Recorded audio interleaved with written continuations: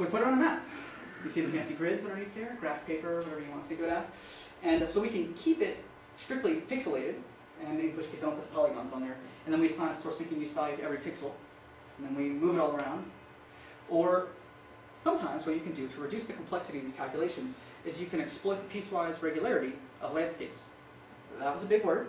It means that when you're looking at landscape level variables, ecosystem type variables, typically you're not going to see a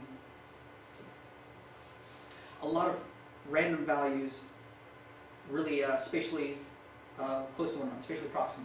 That is to say, if I'm moving across the landscape looking at land use, land change, I'm not going to see in adjacent pixels, I'm not going to go forest, field, forest, pasture, pasture, stream, river, urban, urban, stream. Right? It's not going to be just kind of a mishmash of random colors. It's going to be sort of, oh, there's some forest, and over here's a city, and pasture, and water body, like this. Right? So there's some regularity to the landscape, some regions of homogeneous values, at least within some epsilon. Right?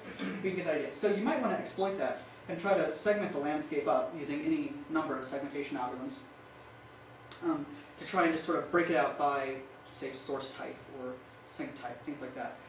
You could do this for folks who are hip to the jive. You could be applying some spatial multivariate classification algorithms or clustering algorithms to try and do the segmentation based on all the variables that would be important to the source function, the sync function, the use function, just put them up that way.